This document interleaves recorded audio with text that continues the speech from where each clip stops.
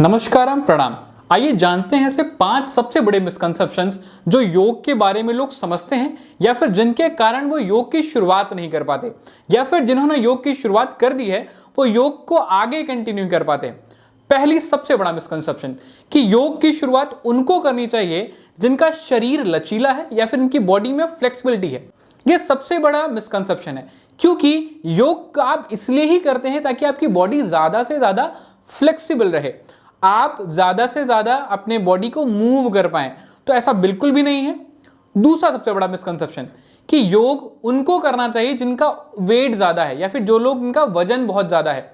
जी नहीं, योग की शुरुआत सबको करनी चाहिए क्योंकि हेल्थ के कई सारे डायमेंशंस है। योग में आपको स्ट्रेंथ भी चाहिए, योग आपकी फ्लेक्सिबिलिटी को भी इंक्रीज करता है, योग आपके एंड्योरेंस को बेटर बनाता है, योग आपके स्टैमिना को बेटर बनाता है।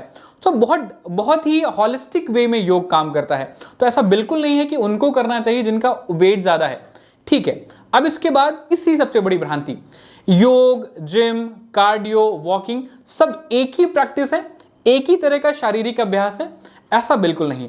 मैं किसी के विरोध में नहीं हूं, सबकी अपनी इंपॉर्टेंस है। इस तरह योग की भी अपनी इंपॉर्टेंस है। क्यों? योग सिर्फ आपके फिजिकल डायमेंशंस पे नहीं काम करता, योग आपके मेंटल डायमेंशंस पे काम करता है, योग आपके इमोशनल डायमेंशंस पे काम करता है, योग आपके स्पिरिचुअल डायमेंशंस पे बात करता है। तो अगर आप किसी भी प्रैक्टिस में इंक्लूड हैं लेकिन साथ साथ आप इन बॉडी के हेल्थ के डायमेंशंस को भी इंपॉर्टेंस देते हैं तो आप बिल्कुल योग की प्रैक्टिस में आइए। आप बिल्कुल किसी वेट लिफ्टिंग करते हैं, आप कोई स्पोर्ट्स खेलते हैं, इट्स वेरी गुड, आपको बिल्कुल करना चाहिए, पर साथ ही साथ अपने फोकस को, अपनी कंसंट्रेशन को बेटर बनाने के लिए आप योग की भी प्रैक्टिस जरूर करें। फिर अगले मिसकंसेप्शन की बात करते हैं। लोग योग की शुरुआत इसलिए नहीं कर पाते क्योंकि उनको लगता है कि वो योग की शुरुआत करेंगे तो उनको अपने लाइफस्टाइल को पूरी तरह से चेंज करना पड़ेगा। ऐसा बिल्कुल नहीं है। आप जिस भी लाइफस्टाइल में रहते हैं, क्योंकि जैसे ही आप योग की प्रैक्टिस करते हैं आपकी लाइफस्टाइल अपने आप आपको पता भी नहीं चलता किस तरह आपके थॉट पैटर्न चेंज होते हैं, किस तरह आपकी लाइफस्टाइल चेंज होती है। तो आप योग को शुरू करने से पहले अपनी लाइफस्टाइल को चेंज करने पर बहुत ज्यादा ध्यान ना दें। आप देखेंगे जब आप रेगुलर प्रैक्टिस में रहेंगे तो आपकी लाइफस्टाइल बिल्कुल अपने आप चेंज होने लगेगी। तो आप कैसे भी कर करके किसी भी ऑनलाइन ऑफलाइन करके बस योग की शुरुआत करें, आपके पूरे हॉलिस्टिक वे में धीरे धीरे चेंजेस आने लगते हैं। अब मैं सबसे बड़े मिसकंसेप्शन की बात करता हूं जो कि बिल्कुल फीमेल्स के लिए है, क्योंकि ऐसा कहा जाता है, वो लोगों को ऐसा डर रहता है कि मेंस्ट्रुअल साइकिल के दौरान, मेंसेस के दौरान योग की प्रैक्टिस नहीं करनी चाहिए। मैं सभी ऐसे माताओं और बहनों को बताता हूं, ठीक है, जब योग की बात करते हैं तो योग एक बड़ा सा पेड़ है, इसमें कई सारे स्टेम्स हैं, इसमें आसन है, प्राणायाम है, मेडिटेशन है। जब आप कहते हैं कि योग तब नहीं करना चाहिए जब आप मेंसेस में हैं, तो आप योग की बात करते हैं तो उसका मतलब आपने कहा कि आप प्राणायाम नहीं कर सकते, आप कहते हैं कि आप मेडिटेशन नहीं कर सकते, आप कहते हैं कि आप कोई भी स्पिरिचुअल प्रैक्टिस नहीं कर सकते।